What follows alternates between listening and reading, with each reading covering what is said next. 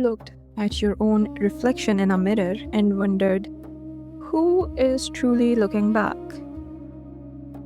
For centuries, mystics, philosophers, and seekers have stared into the fabric of reality, trying to solve the ultimate question of what is the relationship between us, the creation, and the divine creator?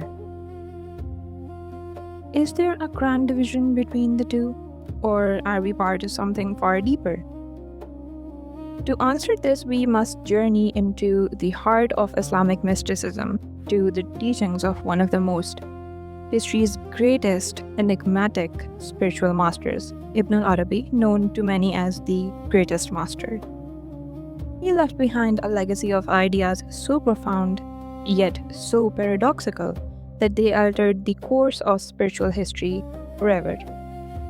At the center of his universe lies a concept that has sparked intense debate, created poetry, and deep contemplation for over 800 years.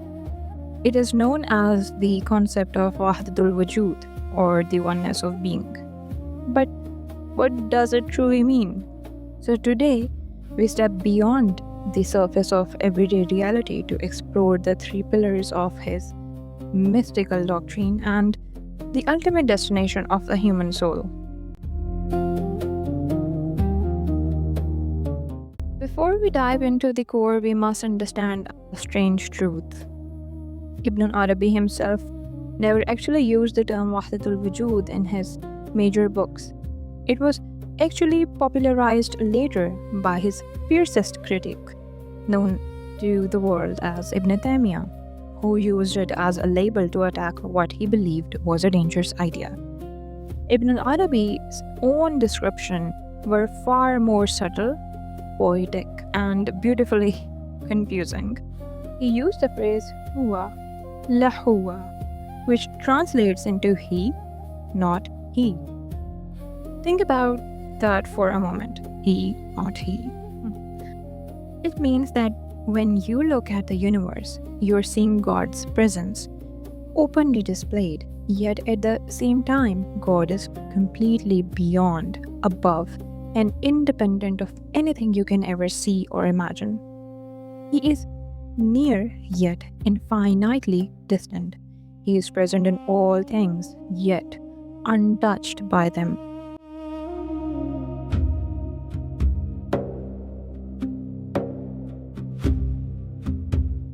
What we call Wahdatul Wujood is not a simple philosophy. It is a cosmic riddle, a puzzle put together from Ibn Arabi's scattered intentional paradoxes. To understand it, we must look at the three pillars that hold it up.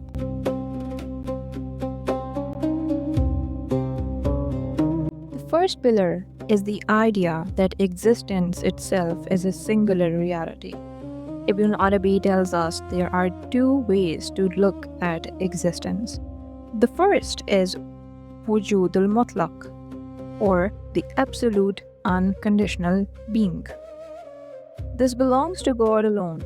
God is the only true, necessary, and independent reality.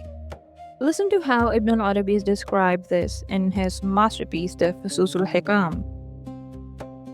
Quote, "Existence is the unknown and inaccessible ground of everything that exists. God alone is true existence, while all things dwell in non-existence. God is unlimited, while everything else is constrained, confined, and constricted."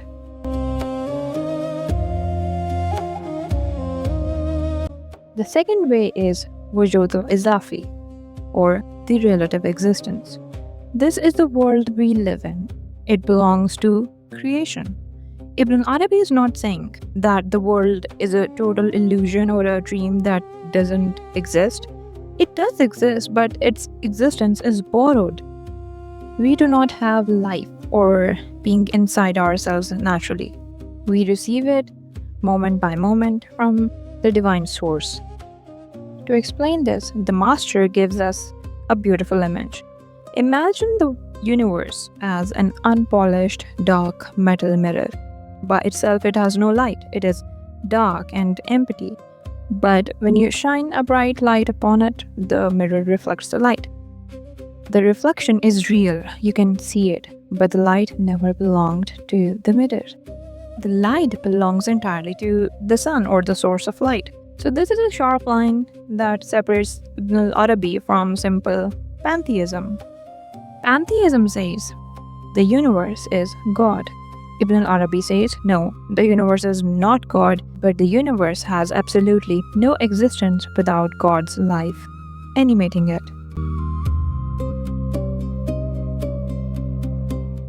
Pillar 2. The divine self-disclosure. If God is the only true reality, why do we see so many different things around us? Why is there a world at all? This brings us to the second pillar known as Tajalli, or divine self-disclosure. Ibn Arabi teaches that in his absolute essence, God is completely hidden. He is the Ghaib al-Ghuyub, the hidden of the hiddens. He is beyond all names, all descriptions, and all human thought. But out of a profound movement of love and generosity, the hidden wanted to be known. So he stepped into the light. He chose to reveal himself. Creation is nothing other than God showing himself to the universe. As Ibn Arabi writes, Allah brought the entire universe into existence like an unpolished mirror to receive the overflowing perpetual self-revelation, which has never ceased and which will never cease. The whole affair has its beginning from him, and its end is to him. Think of God's divine names and attributes, names like the Merciful, the Powerful, the Creator. A name like the Merciful requires someone to receive mercy. A name like the Powerful requires a stage where power can be witnessed. Therefore, the universe is not created as a grand theater, an arena where those beautiful divine qualities could come visible or alive.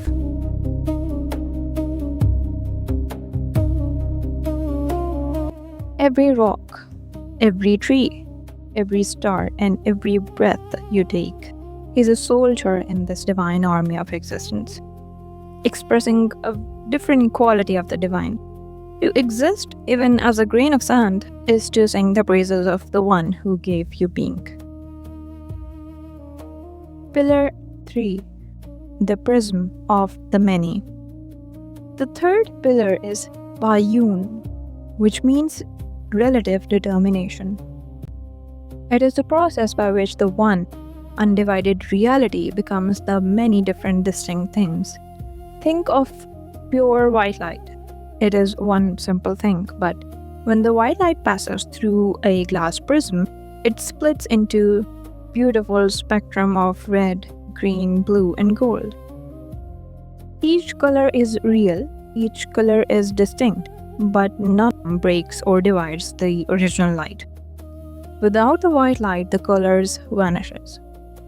Now, Taiyun is that cosmic prism. It is how the one manifests as the many without ever losing its unity. Ibn Arabi maps this out into 5 levels of reality, which he calls the 5 divine presences. It starts at the very top, the absolute unknowable essence of God. As it descends, it flows through the world of divine names, then into the world of the spiritual blueprints, through the realm of imagination, and finally it condenses into the solid physical world we can see and touch. Every level is just a deeper, denser, more focused version of that original limitless light.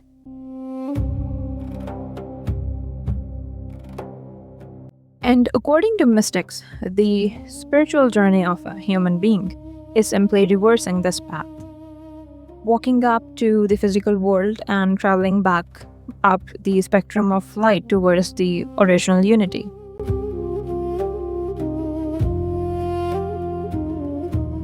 The perfect human and the final awakening. This brings us to the ultimate peak of Ibn Arabi's vision, Al-Insan al-Kamil, or the perfect human being. Of all the things created in this vast universe, humans are unique. We are the only creations given consciousness, free will, speech, and the ability to understand all of the God's name at the same time.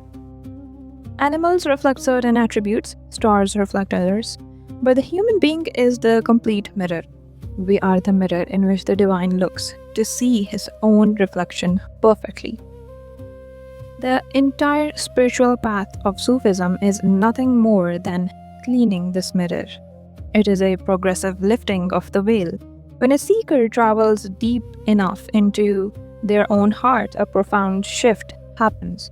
They realize that their separate ego, their selfish I, is an illusion. They realize that their true existence belongs entirely to God. This is what the mystics called Fana, the annihilation of the ego, followed by Baqa, which is subsisting through God. It is not becoming God. It is losing yourself so entirely in the divine presence that when you look, when you speak, when you act, it is no longer your small ego acting, but the divine light flowing through you. So in the end, Ibn Arabi leaves us with a quite staggering truth. We are not separate waves tossing violently on the surface of an angry sea.